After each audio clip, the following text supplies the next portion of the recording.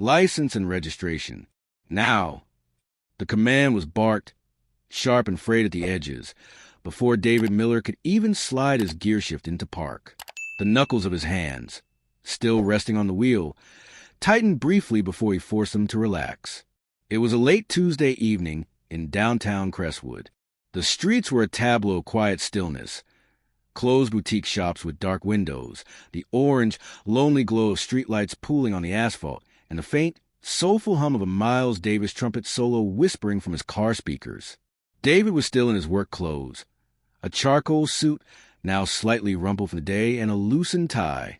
The familiar scent of his mother's lavender-scented living room clung to his jacket, a comforting ghost now violently exorcised by the strobing red and blue lights that filled his car and fractured his composure. He had noticed a cruiser 3 blocks back, a shark gliding in the dark water of his rearview mirror. He'd checked his speedometer, confirmed he was a placid 5 miles under the limit, and signaled meticulously a full second before his turn. Still, the lights had erupted, a silent, accusatory scream. David had calmly pulled over, the tires bumping gently against the curb. He rolled down his window, letting in a chill breeze that carried the tension from the street. The engine ticked softly as it cooled. He waited, his posture straight, his hands visible on the wheel. They didn't approach immediately. The standard procedure pause felt elongated, predatory. Then 2 doors of the squad car thumped open, and the officers emerged, their silhouettes broad and imposing against the glare. Their hands weren't on their weapons, but they were already hovering, a hair's breadth away, their fingers splayed in readiness. The first cop, his nameplate reading Daniels, leaned into the window, his utility belt creaking. The smell of stale coffee and wintergreen tobacco accompanied him. "You in a hurry tonight, sir?" he asked, his tone a low, practiced blend of boredom and threat. "No, sir," David said, his voice even, a flat calm over a churning sea. "Just heading home from visiting my mother." Daniels smirked, a thin, unpleasant line. "Uh-huh. Mind telling me why a late-model Lexus, like this is registered in your name?" He said it slowly, as if explaining something to a child. David blinked, the question both insulting and familiar. "Because it's my car," he replied, the simplicity of the statement a stark contrast to the implication behind it. Meanwhile, the second officer, Clark, began his orbit. His heavy boots crunched on the gravel shoulder. A high-beam flashlight clicked on, its blinding eye sweeping over the pristine interior. The leather seats, the organized console, before landing squarely on David's face. The light was invasive, pinning him in place, bleaching the rich brown of his skin to a pale, nervous yellow. "We got a report of a stolen sedan matching this description." Clark's voice came from the darkness behind the beam. "Step out of the vehicle." Slowly. David's chest tightened. He'd heard this story before, in different neighborhoods, with different cops, but the plot was always the same. He took a soft, steadying breath, keeping his hand cemented to the top of the steering wheel. "Officer," he said, layering every ounce of deliberate calm he could muster into the word. "Before I do anything, may I ask what the license plate number of that stolen car is? Just so we can clear this up efficiently." Danielle's face hardened instantly. The feigned boredom vanished, replaced by raw authority challenged. "Don't get smart with us," he snapped, his voice losing its low growl and rising in pitch. "Out of the car. Now!" The command echoed in the quiet street, a final, irrevocable click that locked the situation into place. The peaceful jazz on the radio now sounded like a tragic, ironic soundtrack as the situation escalated. Fast. David stepped out slowly, a deliberate and controlled motion, keeping his palms open and visible to the 2 officers. The chill of the night air bit through his suit jacket, a stark contrast to the heat of humiliation and anger rising in his chest. The worn leather of the driver's seat had been a sanctuary. Now, he was exposed on the stage of the sidewalk under the harsh streetlights. "Hands on the hood. Spread your feet," Daniels ordered, his voice tight with performative authority. David complied, the cool metal of the car seeping into his palms. He turned his head slightly, his voice a low, steady rumble. "Officer, I've done nothing wrong. If you run my plates, you'll see I'm not only the owner, I'm also—" Clark cut him off, stepping close, his breath fogging in the air. Quiet will decide what you are. The words were a dismissal of his identity, his history, his very personhood. The pat-down was not a routine frisk. It was an assertion of dominance. Rough hands pushed and prodded, sliding over the crisp fabric of his suit, ignoring his calm, repeated protests. They were not searching for a weapon. They were searching for submission. Then, Clark's hand stopped at the inner pocket of David's jacket. "Found something," he announced, his voice tinged with triumphant glee. He pulled out a simple, worn leather badge holder. He flipped it open, and his posture transformed. The aggressive confidence drained from his frame, replaced by a sudden, rigid stillness. The beam of his flashlight, which had been wandering, now fixed unwaveringly on the object in his palm. Inside, gleaming under the light, was a gold badge of the United States Marshal Service. Daniels, sensing the shift, snatched the holder from his partner's limp grasp. His eyes narrowed, scanning the badge, his mind visibly racing to recalibrate the narrative he had already written. "What is this? Some kind of fake?" he snarled, though the bravado now sounded thin and brittle. David turned his head, his gaze level and cold. "No, officer, that's a real badge. I'm a deputy U.S. Marshal. Been one for 12 years. He let the weight of the statement hang in the air between them. Daniels barked a short, harsh laugh, a desperate sound meant to shore up his crumbling authority. "Yeah, sure you are. And I'm the mayor." He looked to Clark for support, but his partner remained silent, staring at David with dawning horror.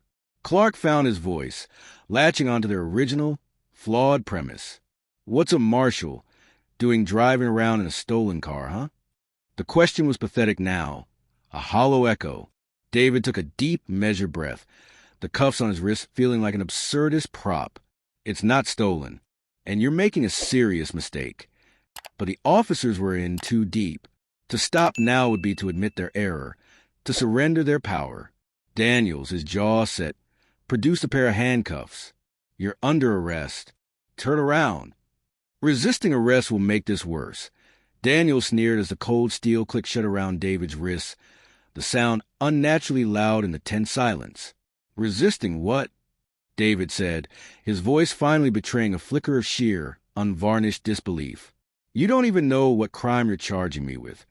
By now, the commotion had drawn a small crowd, residents from nearby apartments, drawn by the flashing lights and raised voices, stood on the sidewalk. The glow of smartphone screens illuminated their concerned faces, a dozen tiny cameras documenting the scene. A hushed whisper rippled through the onlookers, a piece of the truth finally breaking through. "He said he's a marshal." The cold, gritty concrete of the curb seeped through David's suit pants. The handcuffs, cinched too tightly by a nervous Clark, bit into his wrists. He held his posture erect, refusing to slump, his gaze fixed on some distant point beyond the flashing lights.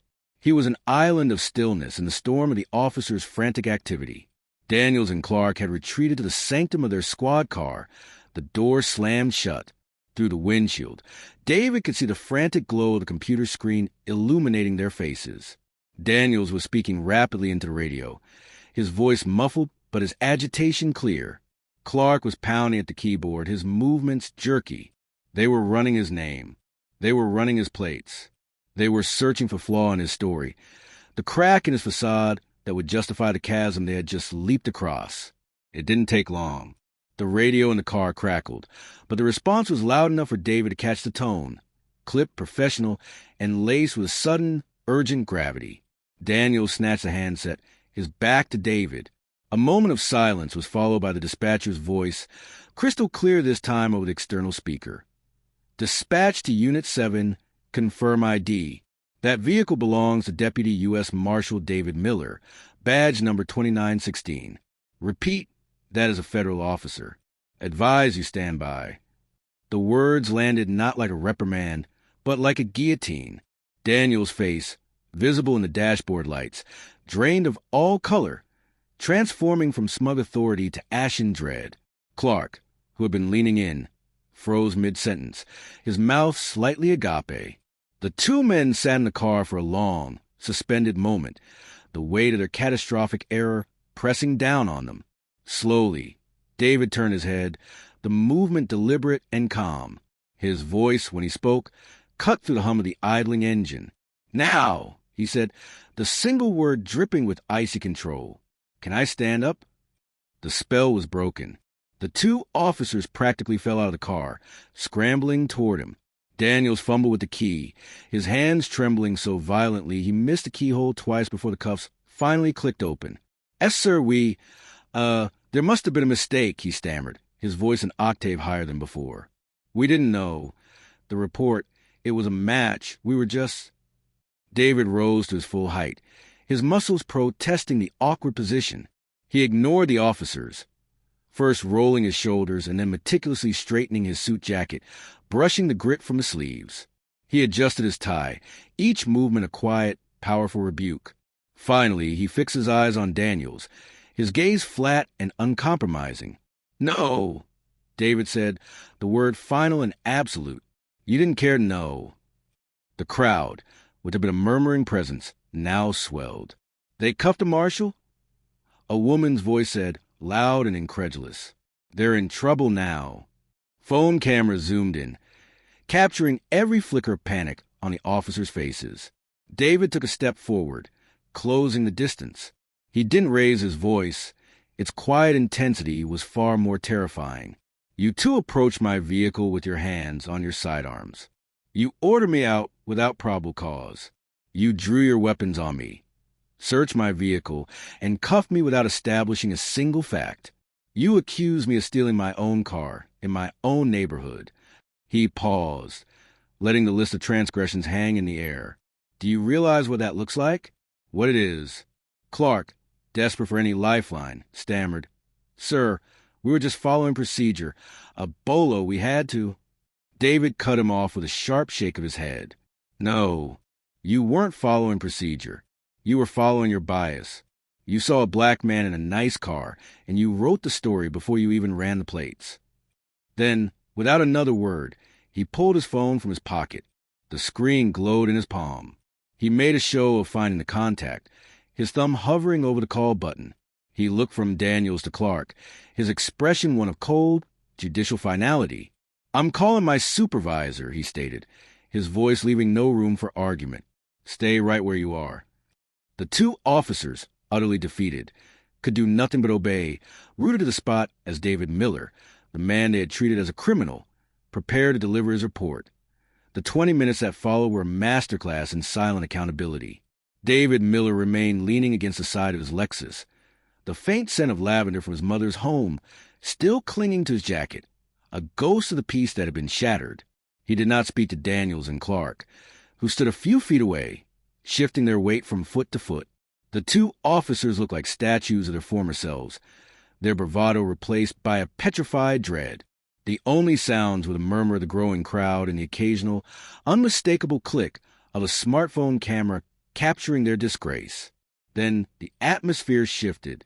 The familiar red and blue strobes were suddenly overwhelmed by a set of piercing white lights. Two black, unmarked SUVs with government plates rolled to a stop, their engines cutting with authoritative silence. The doors opened simultaneously. From the lead vehicle emerged supervising Marshal Elena Alvarez, a woman with a steely gaze and a reputation for unwavering integrity. From the other stepped a man in a severe suit, holding a tablet, a federal internal affairs investigator. They moved with a purpose that made the city officers' earlier swagger look like amateur theatrics. Alvarez ignored everyone and everything, her eyes locking onto David. She walked straight up to him, her professional demeanor softening for a fraction of a second. "Miller," she said, her voice low. "You all right?" David gave a single, curt nod. The adrenaline had faded, leaving a cold, hard residue of anger. "I'm physically fine, ma'am." He then gestured with his chin toward the two frozen officers. "But these two detained me at gunpoint, searched my vehicle without consent, and placed me in cuffs, all without a shred of probable cause. They then proceeded to disrespect federal authority after my identification was presented." Alvarez's face hardened into a mask of cold fury. She turned slowly, her gaze sweeping over Daniels and Clark like a searchlight. "Is that true?" Daniels seemed to physically shrink. "Sir, Ma'am, we thought his car matched a bolo. We were just trying to save it for the official inquiry. Alvarez snapped, her voice cutting through his excuses like a blade. You're both aware, are you not, that racially profiling and then unlawfully detaining a federal officer without justification violate about a dozen state and federal protocols, not to mention basic common sense? The question hung in the air, met with a deafening silence. Clark stared at his boots. Daniel's mouth opened and closed, but no sound emerged. The crowd, sensing the climax, had fallen nearly silent, their phones held aloft like a digital jury. Alvarez continued, her voice projecting to ensure the onlookers heard every word. You have not only embarrassed your department tonight, but you have endangered a federal employee and profoundly undermined the public trust this community places in you. She paused, letting the weight of her words settle. As of this moment, you are both relieved of duty, suspended without pay, pending a full investigation by my office and your department's internal affairs. A collective gasp and a wave of approving murmurs rippled through the crowd. The spectacle was complete.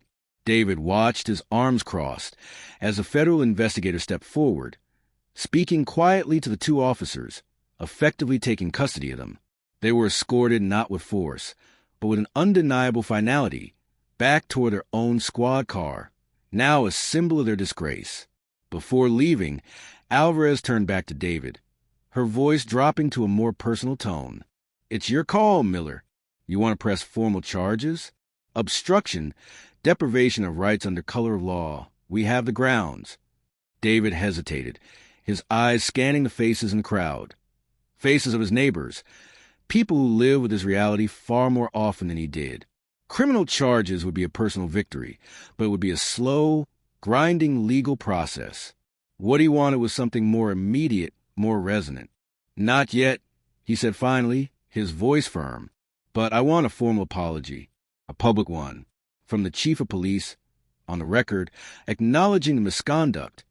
A small, grim smile touched Alvarez's lips. She understood the power of the gesture. It was about more than David Miller. It was about a precedent. You'll get it, she said with absolute certainty. She gave his shoulder a brief, solid squeeze before turning and walking back to the SUV, leaving David standing in the glow of the streetlights. The first step toward justice taken not in the courtroom, but on the public stage where the wrong had been committed. 2 weeks later, the wood-paneled press room at Crestwood City Hall was packed to capacity, the air thick with the hum of anticipation and the sharp scent of cleaning chemicals. Camera lenses, like a swarm of mechanical insects, were all pointed at the raised dais. Standing behind a forest of microphones was Chief Harrison, his face a carefully composed mask of solemnity. Flanking him, looking profoundly out of place and miserable in their dress uniforms, were Officers Daniels and Clark.